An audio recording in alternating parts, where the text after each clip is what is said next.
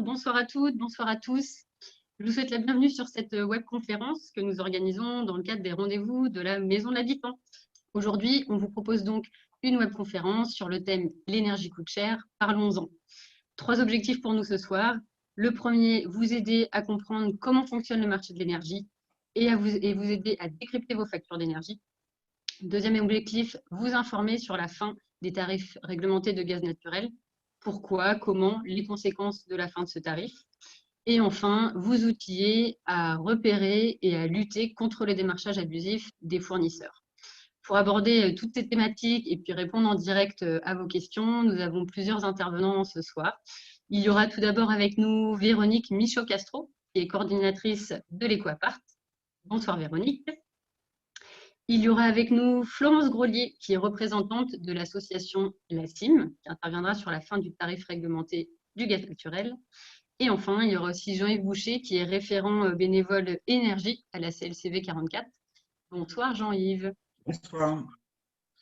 Alors, on est ensemble pour 1 heure.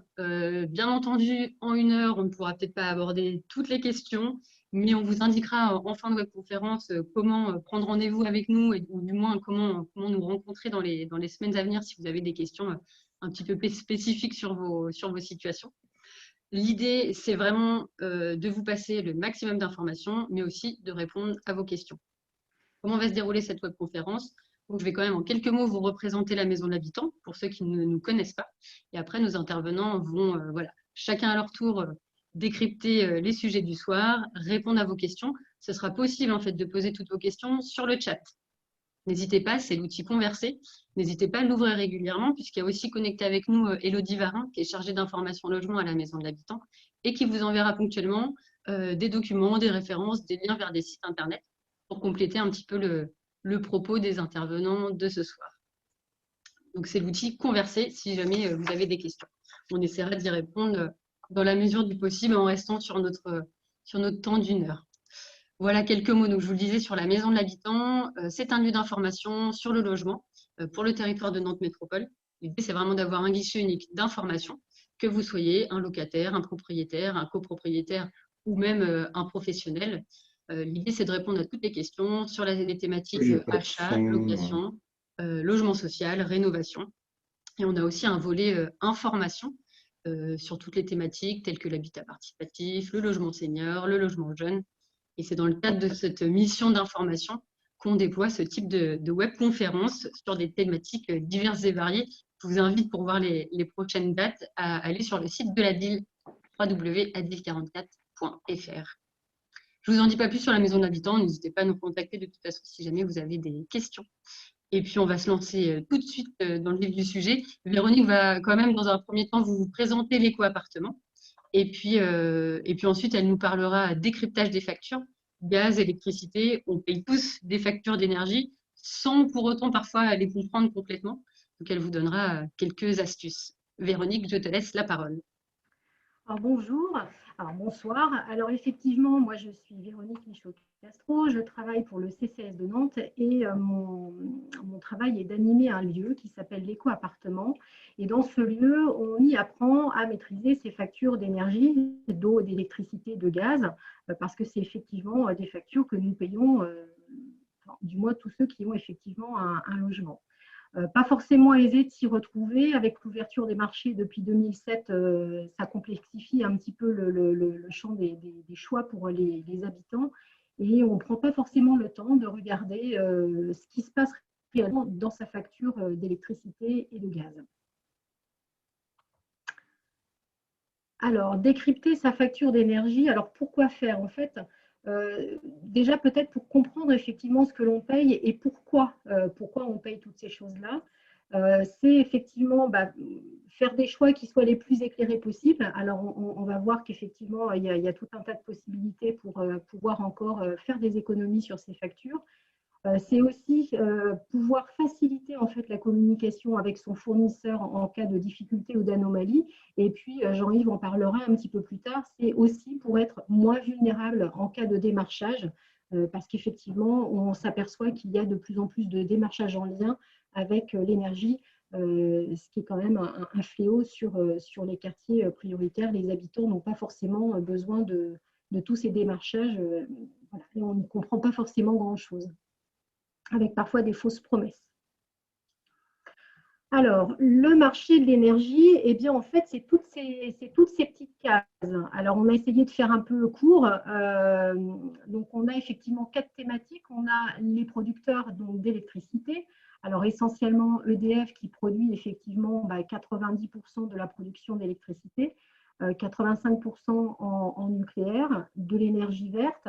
Et puis, pour le gaz, eh bien, nous sommes à 100% d'importation avec essentiellement la Norvège, la Russie, les Pays-Bas, l'Algérie et d'autres encore. Donc ça, c'est la partie des transporteurs. Sur la partie du réseau de transport, eh bien, en fait, il y a 2 réseaux de transport, un pour l'électricité et un pour le gaz naturel. Donc, pour l'électricité, on est vraiment sur les transports de longue distance avec des énormes pylônes et des câbles énormes. Et sur le réseau de transport, eh bien, en fait, on est sur des canalisations de gaz, des gazoducs, du transport de bateaux, etc. Sur le réseau de distribution, alors qui est au plus proche en fait, de ce qui nous concerne, nous, en tant que clients, nous sommes souvent en lien avec Enedis qui vient 2 fois par an faire des relevés de compteurs pour effectivement avoir une facturation réelle.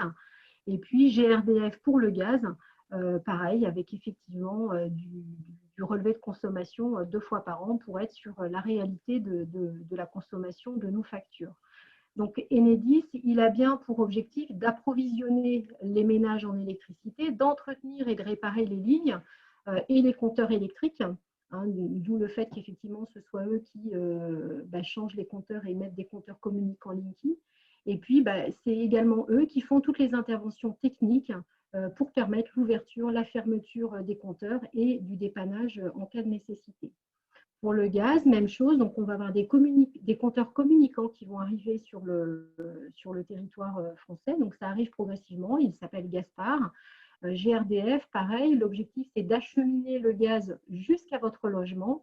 GRDF entretient et développe le réseau de distribution, raccorde les nouveaux clients et fait effectivement des relevés de consommation 2 fois par an.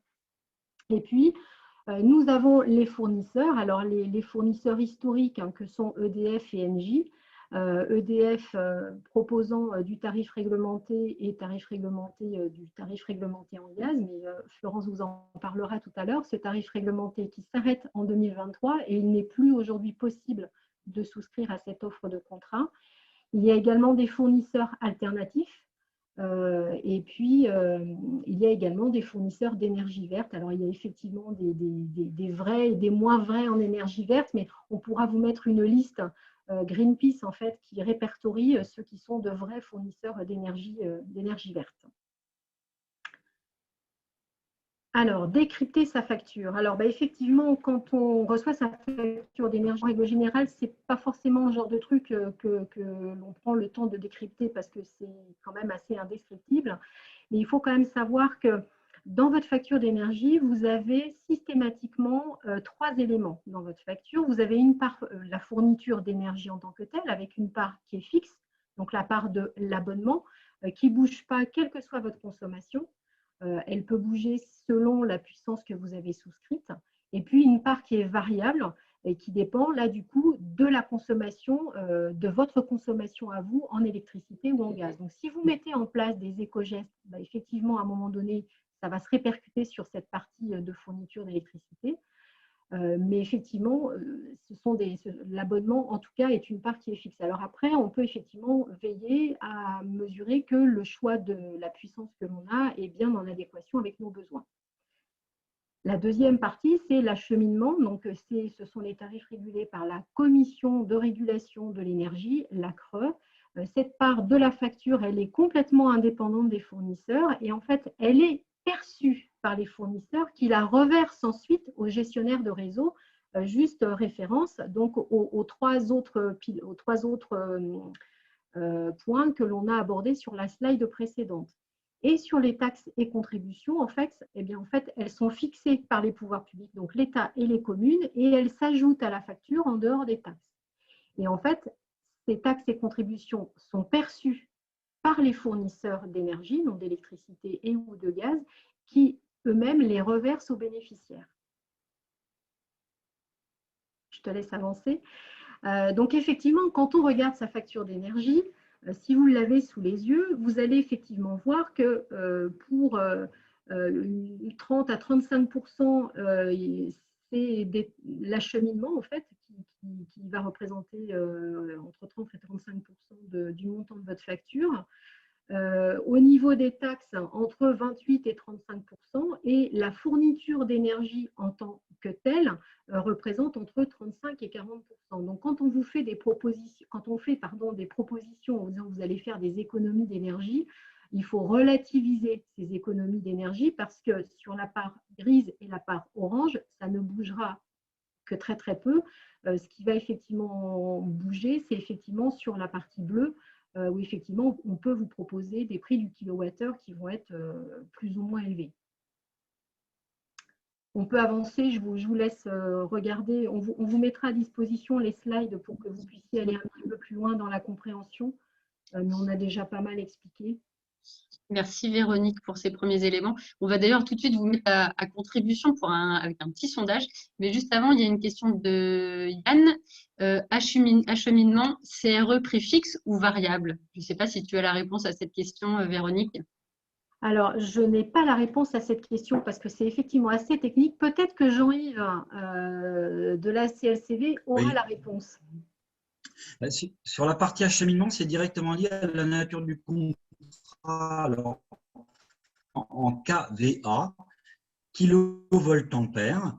Et ce contrat, historiquement, il est possible de le souscrire tranche de 3 kVA. Alors, 3, 6, 1% des ménages en France ont souscrit un abonnement. Mais il est tout à fait possible aujourd'hui, avec l'arrivée de nouveaux compteurs communicants, de souscrire des abonnements au kilovoltampère près. Tous les fournisseurs ne le proposent pas, mais certains fournisseurs le proposent. On peut donc maintenant un abonnement à kVA, 4 kVA. Alors, ce n'est pas variable dans le sens où le contrat d'abonnement, il a un forfait. Donc, on paye tant pour la puissance que l'on a souscrit. On paye tant pour 3 kVA, pour 4 kVA, etc. Ce n'est pas variable comme les consommations. Mais par contre, on peut souscrire un abonnement au plus près de ses besoins. Merci Jean-Yves. Donc, comme je disais, on va vous mettre à contribution. C'est juste un petit sondage pour tester vos connaissances. Vous allez voir normalement une petite fenêtre s'ouvrir. Combien y a-t-il de fournisseurs d'électricité sur le marché français? Et donc, je vous laisse une petite dizaine de secondes pour y répondre. Vous nous donnez votre avis. Est-ce qu'il y en a 9? Est-ce qu'il y en a 17? Ou est-ce qu'il y en a 30? Je vous laisse encore quelques secondes. Vous êtes 10 sur les 34 participants à avoir répondu. Ne vous inquiétez pas, ce sont des réponses anonymes.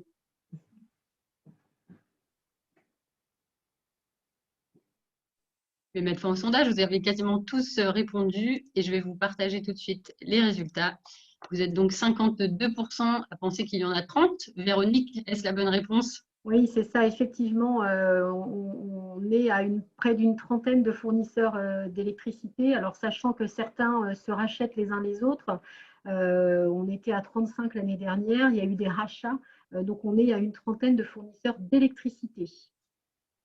Et donc, justement, on en était sur l'électricité. On vous pose la même question, mais pour le gaz. À votre avis, combien y a-t-il de fournisseurs de gaz sur le marché français? 8, 14 ou 20? Même chose, on vous laisse 10-15 minutes 10-15 secondes pardon, pour y répondre.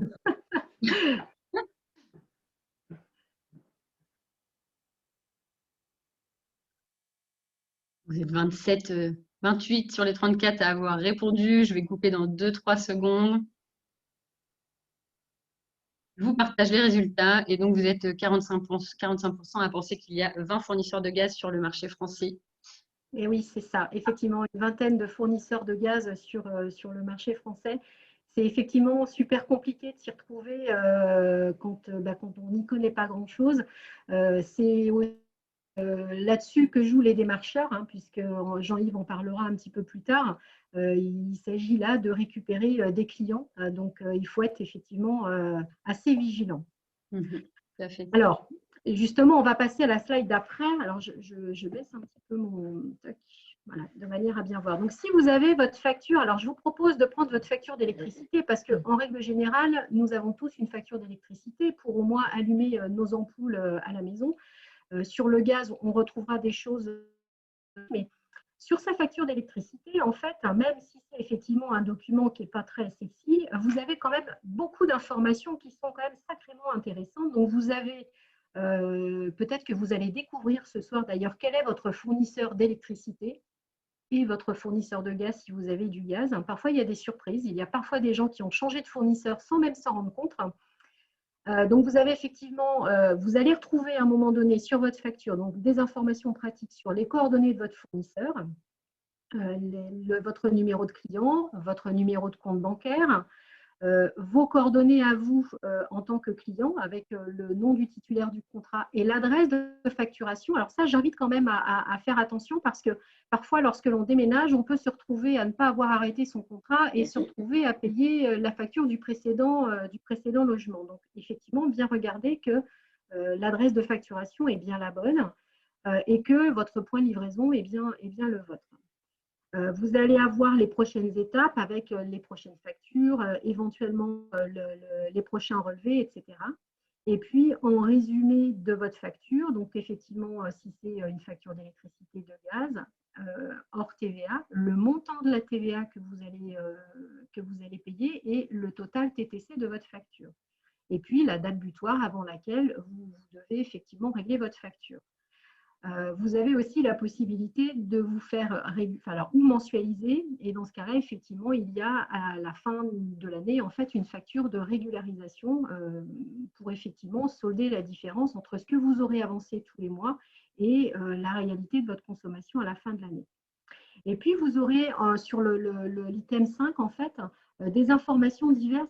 Alors là, je vous invite à regarder parce que parfois, vous avez des assurances dépannage ou autres qui peuvent vous coûter 2,99 € par mois, mais on a même vu des 4,99 € par mois. Ça, c'est des assurances qui ne servent strictement à rien parce qu'on voit que jusqu'au compteur, en fait, c'est Enedis qui est responsable qui est responsable du réseau. Et s'il y a un souci après, votre assurance habitation prend le relais. Vous allez avoir également le type de contrat que vous avez souscrit. Donc, vous allez par exemple savoir, peut-être découvrir ce soir que vous avez un contrat avec une offre de marché qui va être fixe sur 2 ans. Ce n'est pas parce que vous avez un contrat avec 2 ans de consommation fixe que vous ne pouvez pas changer de fournisseur d'énergie si vous en avez envie.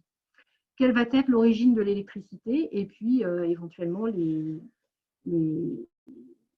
réclamations possibles. Et puis, toutes les modalités de paiement, donc si vous êtes effectivement par prélèvement, par chèque, etc. Alors, il y a un petit historique de consommation qui est intéressant parce qu'il permet de voir aussi si vous avez consommé plus d'une année sur l'autre. Il y a quand même beaucoup de points. Donc, sur le 8e point, alors là, c'est pareil. Moi, je vous invite à regarder sur la facture d'électricité. Donc, effectivement, des informations sur le contrat que vous avez souscrit. Parfois, on ne sait pas parfois ce qu'on a souscrit.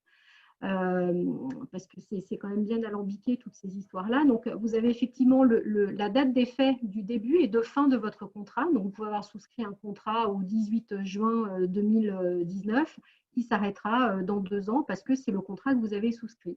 Va être également indiquée l'option tarifaire. Est-ce que vous avez un tarif de base ou est-ce que vous avez une option heure pleine, heure creuse? L'heure pleine, heure creuse qui ne vaut pas toujours le coup. On en reparlera un petit peu plus tard. La puissance du compteur, donc c'est ce dont parlait Jean-Yves tout à l'heure, c'est-à-dire que peut-être qu'effectivement vous avez souscrit un contrat de 6 ou 9 kWh, mais que finalement, au vu de vos consommations, peut-être que vous pourriez redescendre à un abonnement avec un KVA qui soit moins important, et ça permet du coup de faire des économies sur le montant de ces abonnements. Le type de contrat, donc est-ce que vous êtes sur un tarif réglementé? Donc, il est toujours possible de souscrire le tarif réglementé chez EDF, qui est le seul fournisseur possible pour pouvoir avoir ce tarif, ou est-ce que vous êtes à une offre de marché?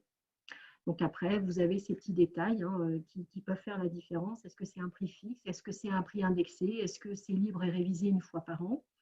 Vous allez avoir en petit neuf les points de livraison pour l'électricité et les points de comptage pour le gaz.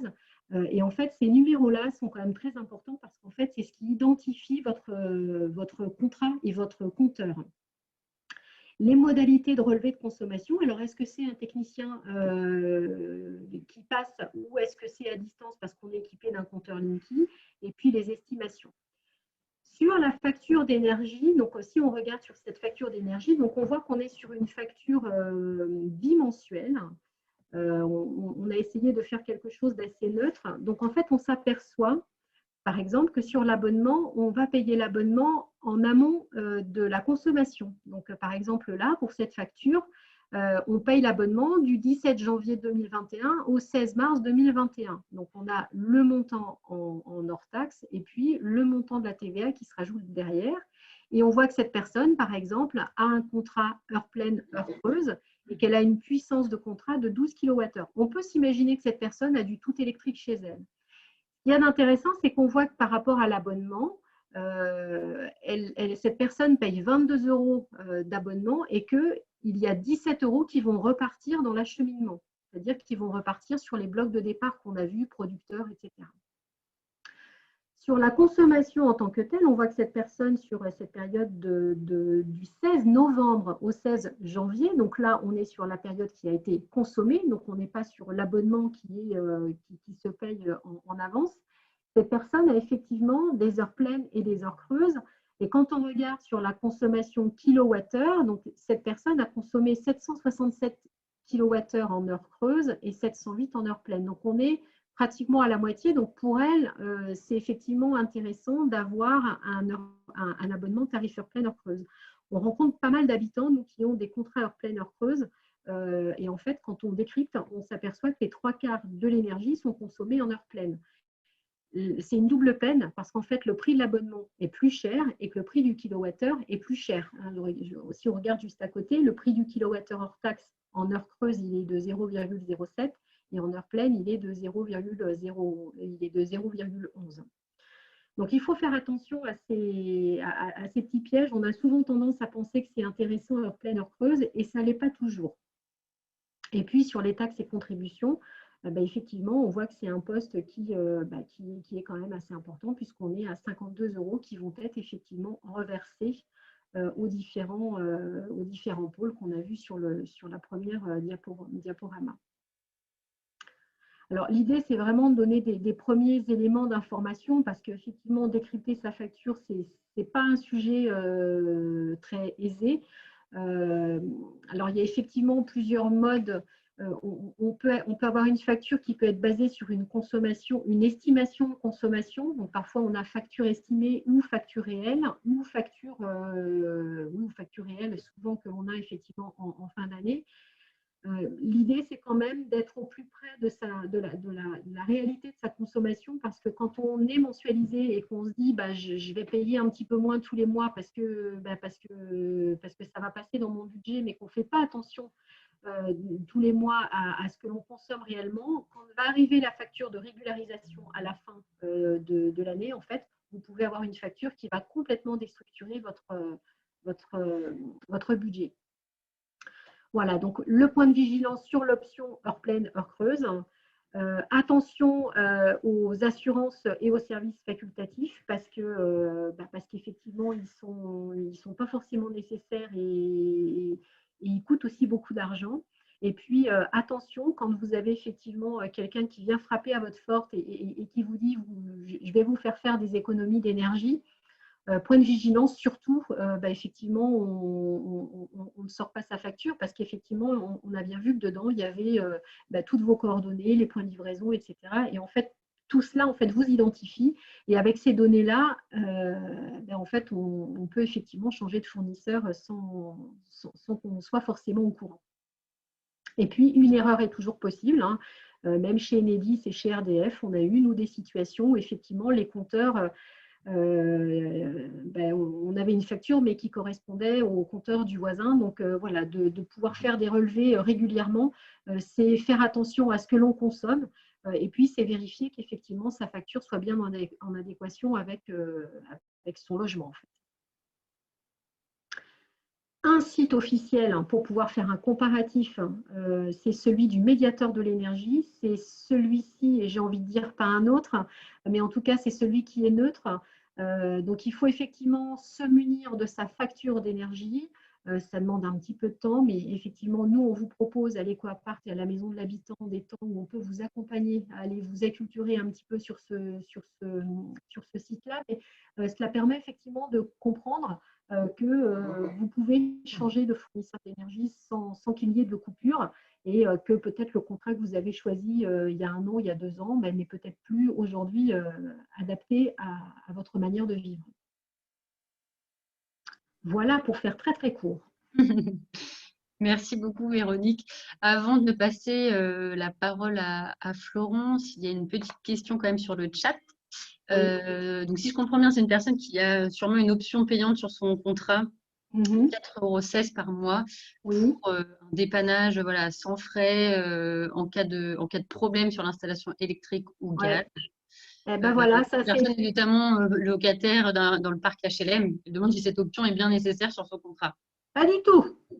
Il faut appeler dès demain et leur demander de l'enlever. Non, non, et ça se fait assez. Alors, ça dépend des fournisseurs, mais ça se fait assez facilement. Moi, j'ai une collègue pas plus tard qu'avant-hier qui m'a effectivement dit qu'elle avait supprimé et qui lui avait même remboursé sur les 12 mois précédents. Donc, selon les fournisseurs, ça peut être possible. Mais ça ne sert absolument à rien. Vous allez déjà faire une belle économie. Merci beaucoup, te dit Yann. Merci Véronique. On va maintenant donner la parole à Florence de l'association La CIM. Alors en juin 2023, ce sera la fin des tarifs réglementés de gaz naturel.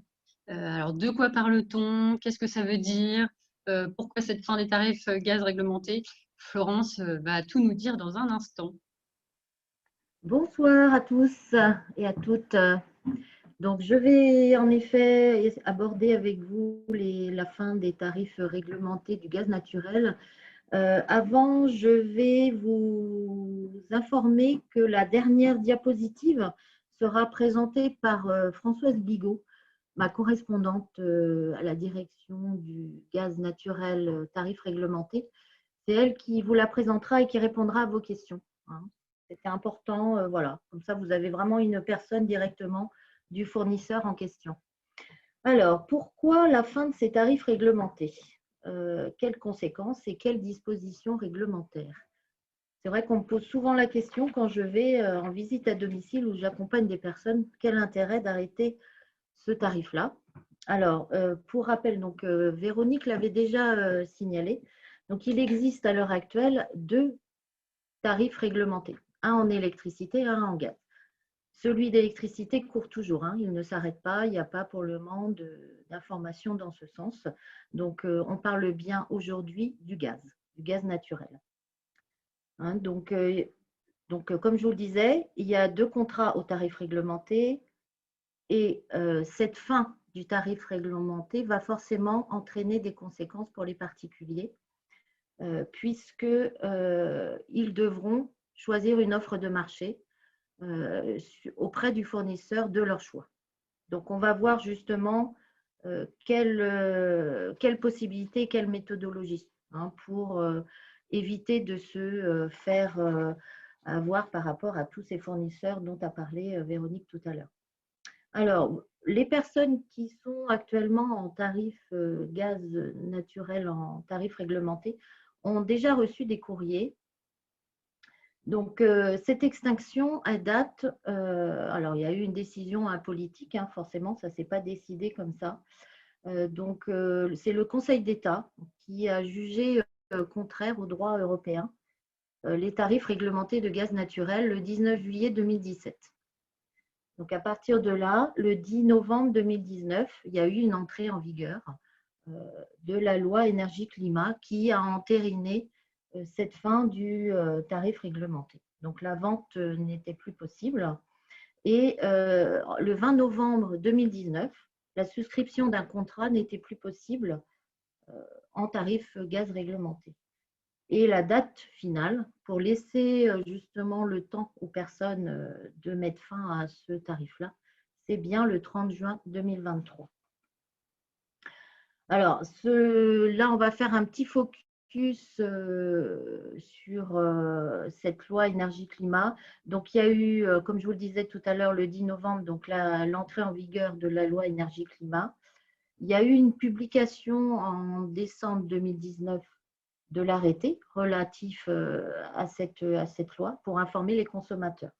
Donc, il comprenait un courrier d'information donc à destination uniquement des clients qui étaient en tarif réglementé, avec les mentions légales sur des supports durables et les factures. Pour les personnes qui ont un espace client, hein, il y a toujours une petite bande où c'est noté, voilà, fin des tarifs réglementés. Sur les factures, c'est noté pour que voilà, les clients soient informés et très, très bien informés de cette fin. Voilà, sur le site web également, hein, sur NJ. Voilà. Alors, quelles sont les conséquences? Parce que, comme je vous le disais tout à l'heure, voilà, ça ne va pas s'arrêter comme ça. Qu'est-ce que je dois faire avant le 30 juin 2023? Donc, les clients qui sont actuellement en tarif gaz réglementé devront prendre une offre de marché. Tout à l'heure, du coup, Véronique parlait, tu peux passer, Audrey, à la slide suivante. Du coup, nous, ce qu'on conseille, c'est d'utiliser justement le site du médiateur national de l'énergie dont parlait Véronique tout à l'heure, qui est un site indépendant, d'avoir un comparatif par rapport aux différents fournisseurs. Donc, avec votre facture d'énergie, vous avez le choix, soit vous rentrez votre consommation de kilowatts sur une année, soit vous rentrez le montant total de votre consommation sur une année, ou les deux. Hein, si vous l'avez, c'est tant mieux. À partir de là, ils vont vous faire une proposition.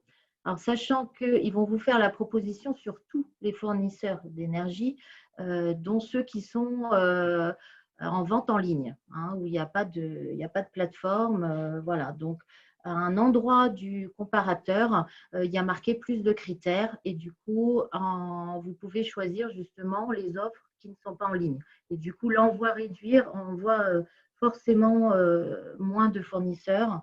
Et après, ce qu'on vous conseille, c'est d'aller vraiment sur l'offre en détail pour comparer le prix de l'abonnement. Voilà, parce que d'un fournisseur à un autre, ça peut changer. Donc, je sais que ça a été mentionné aussi tout à l'heure. On va vous donner les dates des permanences où vous pourrez être accompagné par rapport à ça. Alors, que se passera-t-il au 1er juillet 2023 pour les clients qui sont encore au tarif réglementé gaz naturel? Donc, ils recevront des nouvelles conditions de contrat de fournisseurs de leurs fournisseurs. Ça sera forcément approuvé par la Commission de régulation de l'énergie. Et ça sera envoyé 15 jours après le dernier courrier d'information qui arrivera en avril 2023. Donc, je rappelle que alors, ce changement, comme ce n'est pas vous qui le décidez, hein, c'est l'État, ça se fait sans frais, sans coupure et sans préavis. À partir du moment où voilà, vous êtes prêt à faire ce changement, que vous avez réfléchi, comparé, choisi votre futur fournisseur d'énergie en offre de marché, vous informez votre fournisseur actuel en tarif gaz réglementé et ça se fait sans frais, sans coupure et sans préavis. Alors, il y a eu plusieurs courriers, hein, comme je vous le disais tout à l'heure. Donc, il y en a eu un en 2020, en 2021. Donc là, je ne sais pas s'il y a des personnes qui nous écoutent qui sont concernées, mais vous l'avez peut-être reçu, parce que c'était normalement jusqu'au 5 février. Il y en aura un autre, enfin 2 autres en 2022 et le dernier, du coup, en 2023. Alors, tout en bas, donc l'information portera sur la date de fin d'éligibilité au tarif réglementé, la disponibilité des offres de marché et l'existence du comparateur d'offres médiateur de l'énergie dont je parlais tout à l'heure. Voilà, donc là, c'est Françoise qui va vous présenter cette dernière diapositive. Elle pourra répondre à vos questions. Voilà. Puis bon, s'il y a d'autres questions, je peux y répondre aussi.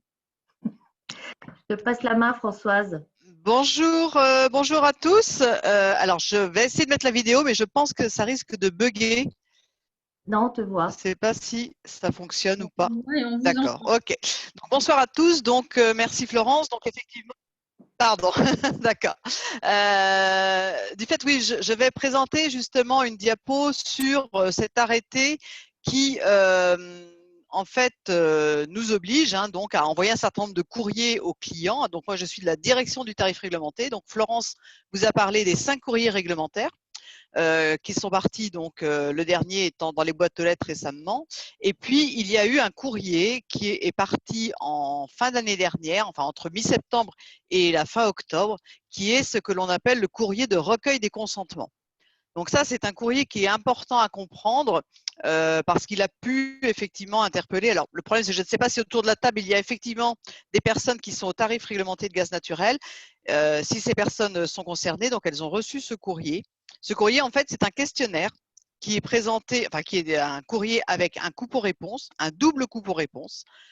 On se doit, nous, la direction du tarif réglementé d'Engie, de solliciter l'accord des clients ou le refus des clients pour transmettre leurs données personnelles d'information à des fournisseurs qui en feraient la demande pour qu'on puisse leur proposer, enfin que ces fournisseurs puissent leur proposer des offres de marché. Puisque, comme vous savez, il n'y aura plus d'offres de tarifs réglementés au 30 juin 2023. Donc, une première interrogation a eu lieu mi-septembre. C'est ce qu'on appelle la première phase qui va durer jusqu'en 2022. Et là, il y a plusieurs cas de figure. Ce courrier accompagné des 2 coupons-réponses, il vous explique en fait cette fin des tarifs réglementés. Il vous propose soit de retourner le coupon-réponse où vous donnez votre accord explicite. À ce moment-là, ça veut dire que les données seront transmises aux fournisseurs qui vont s'enregistrer en fait sur une plateforme. Soit le client ne répond pas. Dans ces cas-là, il n'y a aucune donnée qui sera transmise et le client sera de nouveau interrogé en 2022. Dernier cas de figure, le client a la possibilité de s'opposer de façon définitive, c'est-à-dire qu'il renvoie le deuxième coupon de refus définitif et à ce moment-là, il n'y aura aucune demande qui sera transmise et aucune donnée ne sera transmise et de ce fait, il ne sera plus interrogé en 2022. Donc, première phase jusqu'au 30 septembre 2022. Ce qu'il faut savoir, c'est que même si aujourd'hui vous n'avez pas répondu à ce courrier, vous pouvez toujours répondre à ce courrier. Il n'y a pas de souci pour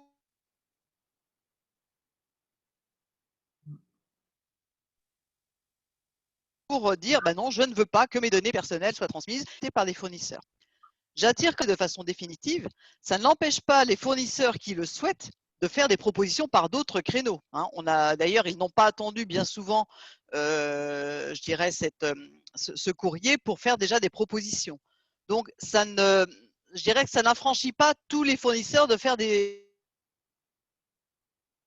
propositions commerciales.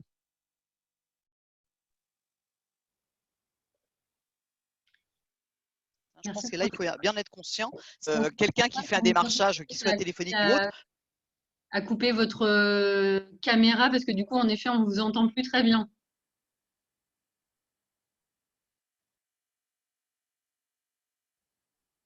Françoise, je ne sais pas si vous êtes encore avec nous.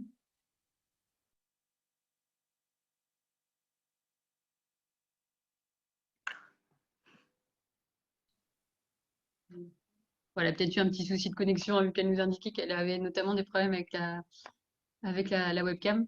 N'hésitez pas, si entre deux, il y a des questions qui vous sont venues sur la présentation qu'a pu faire Florence ou même là sur la présentation qui était encore par Françoise, n'hésitez pas. Est-ce que quelqu'un m'entend?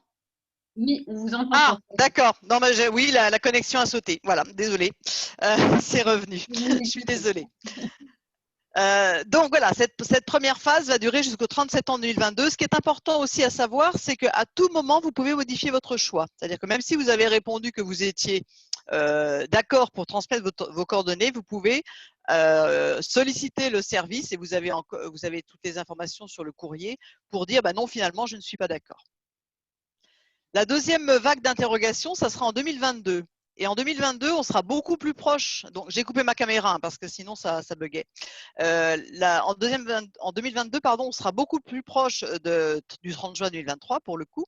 Et donc, cette interrogation, là, vous allez voir ça va être complètement différent puisque si le client ne répond pas, en fait, c'est comme s'il donnait son accord explicite. C'est-à-dire que là, Kindimo consent. Donc, c'est la grosse différence avec la première phase, c'est que là, effectivement, les données seront transmises aux fournisseurs alternatifs si le client ne répond pas ou s'il envoie son coupe-réponse comme quoi il est d'accord. Ça sera la même chose.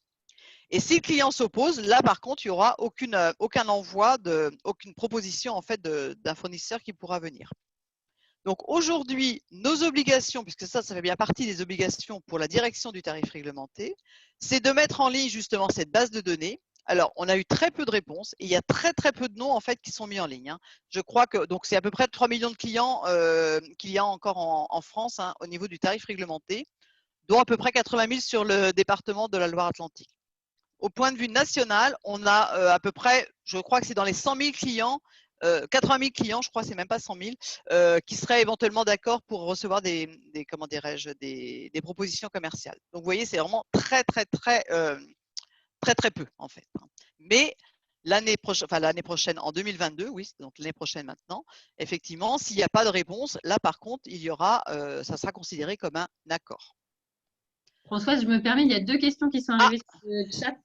Je les vois. Alors, est-ce que je les vois? Une question de Monique qui demande quelles données sont concernées. Donc, je pense que la référence est aux données personnelles. Mais alors, les données qui sont… Oui, tout à fait, là, mais la question est très judicieuse. Donc, elles sont mises dans le courrier hein, pour information. Les données, en fait, concernent les données, d'une part, de consommation, hein, donc d'abonnement, de type d'abonnement et de consommation.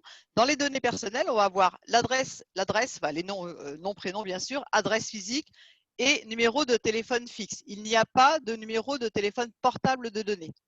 D'accord ? Il n'y a pas de communication numéro de téléphone portable. Et le mail ne figure pas non plus. Donc, en fait, c'est de l'information soit sur ligne fixe, soit sur téléphone fixe, soit par courrier, quoi, en fait. Merci pour ces précisions. Il y a une deuxième question aussi de Marie-Hélène, avant qu'après on passe la parole à Jean-Yves, qui demande, donc si quelqu'un déménage en 2021 ou 2022, que conseillez-vous? Attendre d'être à la nouvelle adresse? Alors, de toute façon, si la personne déménage, pour son nouveau logement, elle va être obligée de prendre une offre de marché, puisqu'on ne peut plus proposer de tarifs réglementés depuis le 20 novembre 2019, quasiment dans la foulée de la loi. Donc, ça sera forcément une offre de marché. D'accord ? Après, pour les personnes qui sont dans leur logement, ils peuvent effectivement attendre jusqu'au 30 juin 2023. Cela dit, ça n'empêche pas de se renseigner justement sur les différentes offres qui peuvent exister. Merci Françoise. Voilà, j'espère avoir répondu et n'hésitez pas éventuellement. Je pense, de toute façon, vous restez connecté. Oui, bien sûr. Donc voilà, même s'il y a des questions qui arrivent un petit peu plus tard. Merci beaucoup pour vos compléments d'information. Et puis, le troisième point, hein, je vous disais en introduction qu'un de nos objectifs, c'est aussi de pouvoir vous prémunir un peu contre les démarchages abusifs des fournisseurs. Et là, c'est Jean-Yves Boucher de la CLCV qui va pouvoir nous en parler un petit peu plus. Bonsoir, rebonsoir Jean-Yves. Donc le démarchage, déjà dans un premier temps, de quoi parle-t-on? Le démarchage, quelqu'un vient faire une démarche chez vous. Donc, ce n'est pas vous qui êtes demandeur, en fait. Hein. Le démarchage, ça peut s'opérer sous 3 formats. Celui qu'on connaît le mieux, c'est le démarchage à domicile, ça se passe chez vous. Mais il existe aussi des démarchages téléphoniques et il existe aussi de plus en plus des démarchages sur les réseaux numériques. On vous fait des offres qui arrivent effectivement par le net, sur vos boîtes mail, etc. Donc, 3 formats, effectivement, de démarchage. Et souvent, la question qui est posée, c'est est-ce que le démarchage est autorisé ou interdit? Dans beaucoup de nos animations, à l'EcoApart ou ailleurs, on nous dit « mais le démarchage à domicile est interdit ». Bien non, le démarchage à domicile, pas plus que les autres démarchages, ne sont pas interdits. Ils sont juste encadrés par la loi. Et la loi, c'est le code de la consommation. Donc, il faut respecter un certain nombre de choses, avoir un contrat et respecter les clauses de ce contrat. Donc, c'est l'encadrement, mais ce n'est pas interdit. Et quelles offres d'énergie sont proposées? Alors, concernant les offres, ça concerne les offres de gaz et d'électricité, puisque concernant l'eau, puisque nous sommes sur une régie municipale, il n'y a pas de démarchage sur l'eau aujourd'hui, pas plus par une collectivité communale que Nantes Métropole ou autre. Donc, ça concerne bien les contrats de fourniture d'électricité et de gaz. Alors, démarchage abusif, arnaque, sur quelle notion sommes-nous?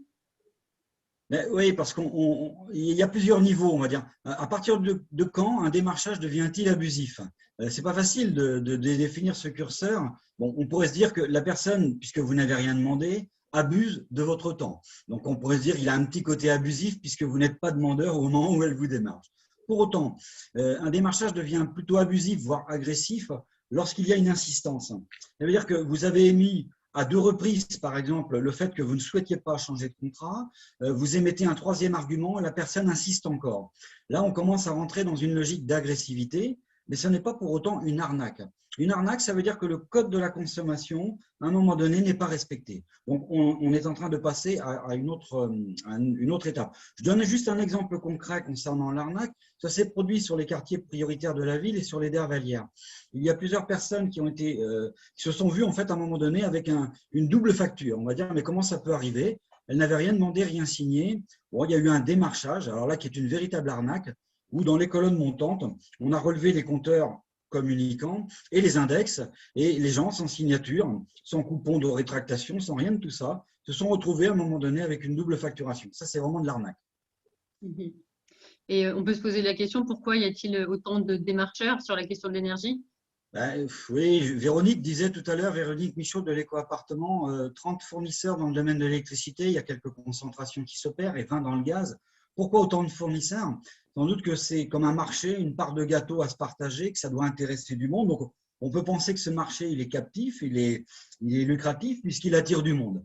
Mais bon, les vraies raisons, quand on y regarde bien, c'est l'ouverture du marché. Alors, ça s'est fait progressivement depuis 2006 ou 2007 au niveau des particuliers. Ça a créé de l'engouement. Alors, il y a des raisons tout à fait diverses pour les fournisseurs de venir sur ce marché. Certains, par exemple, sont des Européens. Je pense par exemple à l'espagnol Iberdrola. C'est un peu le EDF, entre guillemets, espagnol. Donc, il a envie de pénétrer le marché français. L'italien, ENI, a envie de venir sur le marché français. Et puis, il y a ceux qui préparent l'après-pétrole. Je pense à Total, qui a fait le rachat de l'Empiriste, puis Direct Énergie, qui fait partie du groupe Total aujourd'hui.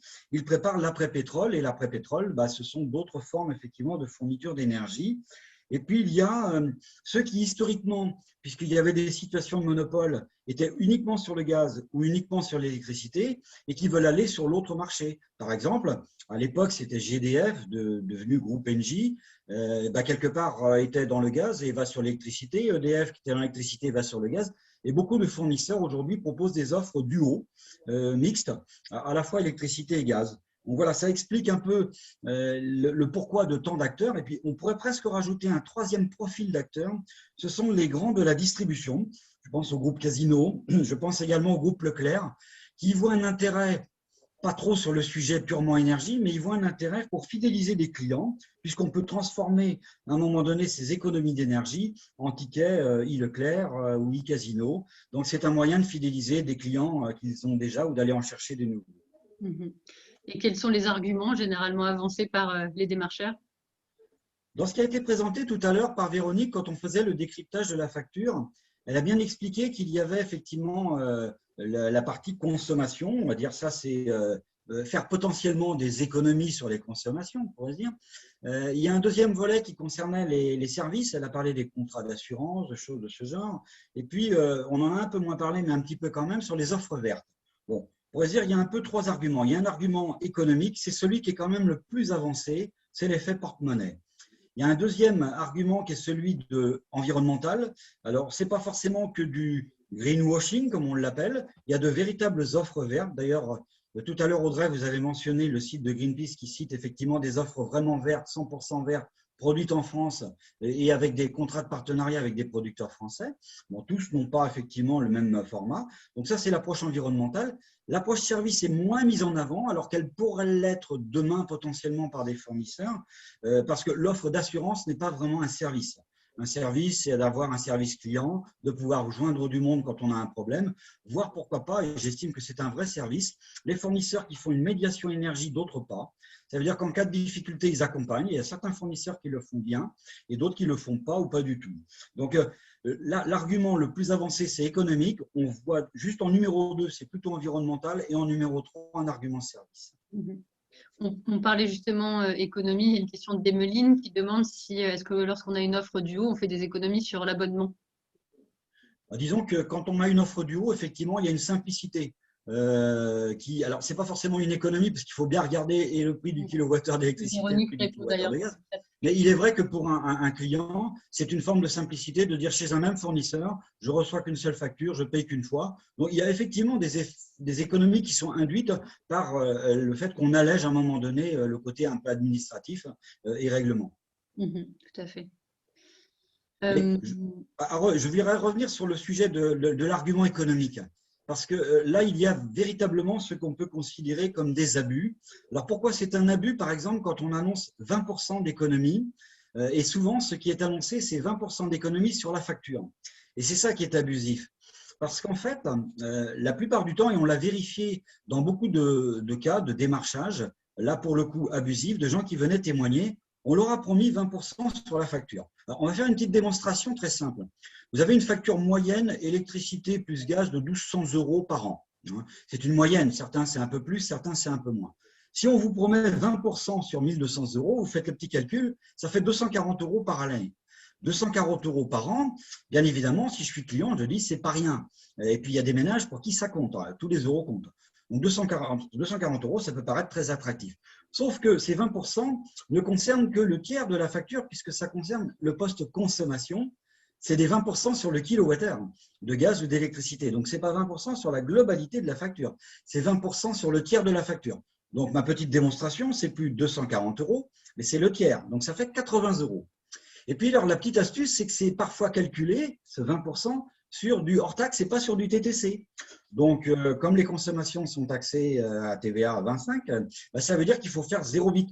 Donc, au final, l'économie réelle, elle est même plus de 80 €, elle est de 60 €. 60 € quand on a fait une annonce de 20%.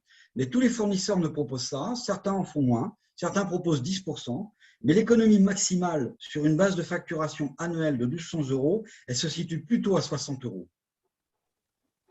On a une question, Jean-Yves, de Gabriel sur le chat. Est-ce qu'on peut savoir si le fournisseur qu'on choisit peut faire de la médiation en cas de difficulté? Est-ce dans le contrat?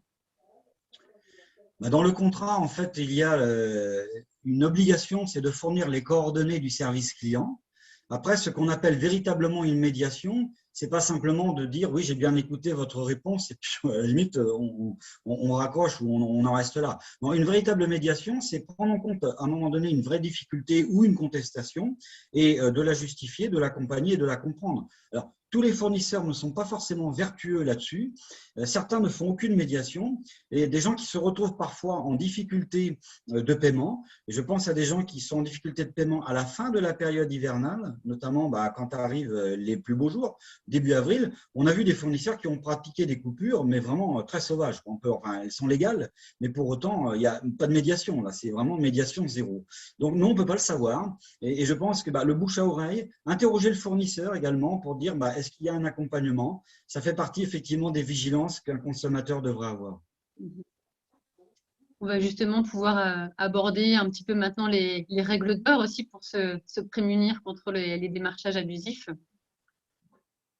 Oui.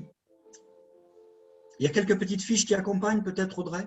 Oui, tout à fait, ça y est, ça défile. Je te laisse nous indiquer du coup les règles d'or, vos 3 règles d'or pour se prémunir contre les démarchages abusifs. Oui, bien sûr. Oui. Bon, je pense que la première des choses, effectivement, c'est de ne pas signer dans l'urgence. Une signature engage, on le dit depuis des années à la CLCV, la signature engage dans tous les cas. Donc, je pense qu'il n'y a pas d'urgence. Encore une fois, quand vous êtes face à un démarchage, vous n'avez pas demandé. Donc, il faut vous donner un peu de temps pour comparer le site du médiateur ou comparer plusieurs bosses. À la limite, vous pouvez faire comme vous faites avec des artisans, vous demandez plusieurs devis.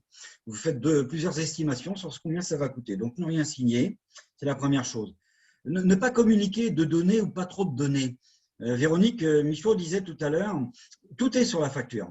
Sur la facture, vous avez vos index de consommation, vous avez le nom du fournisseur, bien évidemment. Vous avez également le point de livraison s'il s'agit d'électricité et le point de consommation et d'estimation s'il s'agit du gaz. En fait, dans une facture, tout y est.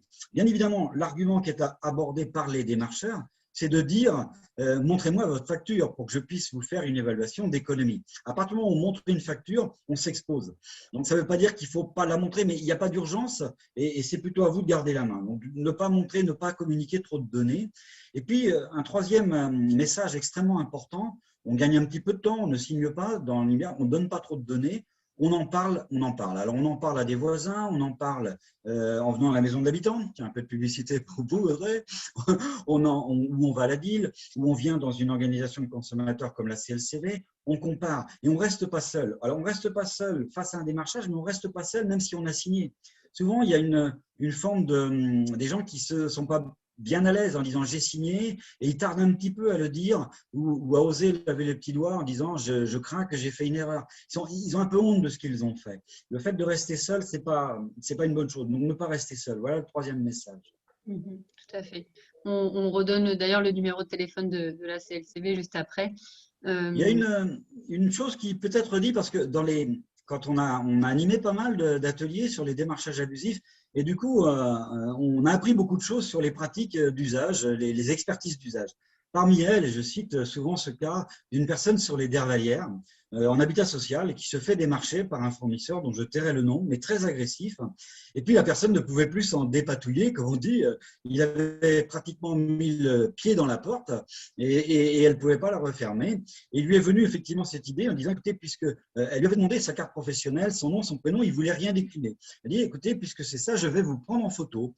Et donc elle s'en va pour prendre son appareil photo et prendre le démarcheur en photo. Il avait retourné les talons déjà. Il n'a pas envie de se faire prendre en photo. Bon, il y a des petites astuces comme ça. Et à travers ce témoignage de cette personne, je me dis, un argument que l'on peut donner aux gens qui nous écoutent, c'est de retourner les questions, ne pas les subir. Parce que le démarcheur, il a sa formation, il est un peu rodé. Vous retournez les questions, c'est vous qui posez les questions et vous reprenez la main. C'est un peu votre pouvoir d'agir, entre guillemets. Du coup, tu nous as parlé des règles d'or pour lutter contre le démarchage, se prémunir. Qu'est-ce que tu donnes comme conseil si on est déjà dans une situation d'arnaque? Voilà, alors si on a signé sans forcément être dans une situation d'arnaque, déjà le code de la consommation, et ça vaut pour l'énergie comme pour d'autres, effectivement d'autres fournitures ou d'autres contrats de service, il existe ce qu'on appelle un délai de rétractation. Ce délai a pendant longtemps été de 7 jours, aujourd'hui il est de 14 jours. Et les fournisseurs d'énergie, dans le document qu'ils laissent aux clients, il y a un coupon à retourner. Ce coupon, effectivement, est en bas du document, en dessous de la signature. Et pendant la période de 14 jours, on a encore eu un cas en début de semaine d'une personne qui nous a dit « Ah, j'ai signé et je ne voulais pas, en fait, j'ai été mis devant le fait accompli ». On l'a dit, vous avez une possibilité pendant 14 jours de retourner ce coupon de rétractation. Il est préférable de l'envoyer en lettre recommandée accusée de réception à l'adresse du service client du fournisseur. Et donc, à partir de là, effectivement, il n'y aura pas de contrat souscrit et elle restera avec son fournisseur d'origine. C'est ce qu'on appelle donc le droit de rétractation. Et puis, bon, comme on le disait tout à l'heure, en parler à des proches, parce que ce n'est pas forcément une bonne affaire d'avoir effectivement signé un contrat dans l'urgence parce qu'on ne s'est pas donné le temps de la comparaison. Ça laisse le temps d'aller sur le site du médiateur de l'énergie et pourquoi pas de faire une demande de devis à un autre fournisseur ou de renégocier son contrat avec son fournisseur actuel. Tu nous as déjà donné quelques exemples, mais c'est vrai que vous avez des petites astuces face au démarchage, des astuces radicales, des astuces plus subtiles. Est-ce que tu peux nous en dire quelques mots avant qu'on clôture? Oui, les astuces radicales, si vraiment vous n'en voulez pas et que vous dites que ce n'est pas le moment, ou je suis content de mon fournisseur, ou je n'ai pas envie d'en changer dans l'immédiat. Si vous êtes dans le démarchage à domicile, ne pas ouvrir. Ou si vous avez ouvert et puis que vous avez un petit peu d'abus, comme tout à l'heure on le disait effectivement, coincer la porte, bon, vous dites écoutez, je le signale à une association de consommateurs, à la direction générale de la concurrence et de la répression des fraudes, vous menacez en quelque sorte. Bon, ça c'est une des pratiques. Au téléphone, vous ne décrochez pas. Si vous décrochez, quelque part vous êtes plus exposé, après il va falloir raccrocher. Et puis, vous pouvez vous inscrire également sur des listes. Là, on n'a pas le temps de le détailler, mais dans les permanences, on peut le faire. C'est de s'inscrire sur une liste qui s'appelle Blocktel, comme blocage téléphonique. Certains nous disent que ça ne marche pas très bien.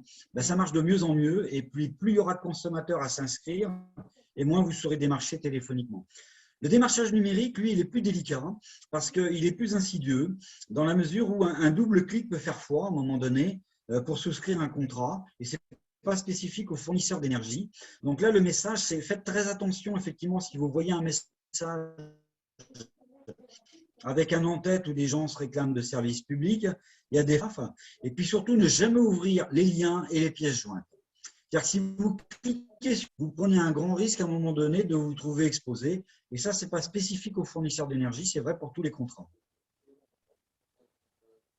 Merci beaucoup, Jean-Yves, pour toutes ces astuces. On arrive au terme de cette heure. C'est vrai que c'est rapide, on a plein de choses à vous dire, mais je pense qu'on a passé l'essentiel des messages.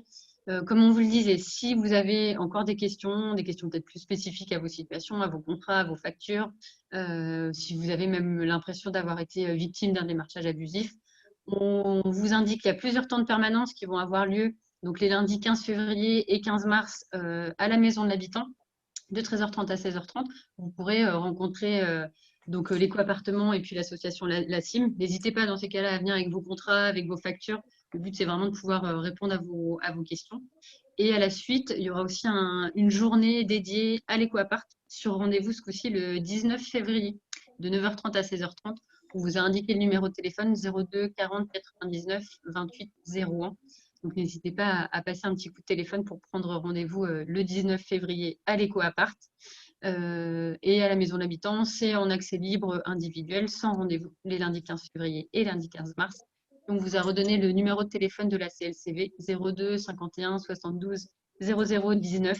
N'hésitez pas à solliciter l'association. Voilà, si vous avez des questions ou si vous pensez avoir été victime d'un démarchage abusif. On vous a réindiqué nos coordonnées. Donc, c'est l'ADIL, Association départementale d'information sur le logement, qui pilote la Maison de l'Habitant. Sur notre site internet, vous retrouverez les dates de nos prochains événements en format webconférence et en format en présentiel. On va essayer de reprendre un petit peu le pli d'ici la fin du trimestre en fonction des mesures. Vous pouvez nous contacter sur l'adresse mail et puis vous pouvez également suivre nos actualités sur Facebook ou sur LinkedIn. Nous sommes présents sur les deux réseaux. Pour information, nous avons aussi une chaîne YouTube sur laquelle vous pourrez retrouver le replay de cette webconférence d'ici quelques jours, d'ici la fin de la semaine. Et en tout cas, n'hésitez pas à reprendre le contact avec toutes les structures qui étaient présentes ce soir. Si jamais il y a encore une ou deux questions, n'hésitez pas. Mais sinon, voilà, on vous invite à revenir vers nous dans le cadre des permanences à la Maison de l'Habitant ou à l'éco-appartement. Merci beaucoup à nos intervenants de ce soir, donc Véronique, Françoise, Florence, Jean-Yves. Merci pour toutes ces informations. Et merci à vous, les participants. On espère que ça aura répondu à une bonne partie de vos questions. Je vous souhaite une bonne soirée. Une dernière info. À bientôt. Un petit mail d'ailleurs d'ici la fin de la semaine aussi, où on vous renverra voilà, quelques infos, quelques liens. Je vois aussi quelqu'un qui mentionne le lien Greenpeace. On vous renverra tous ces éléments dans un mail. Merci beaucoup à tous et bonne soirée.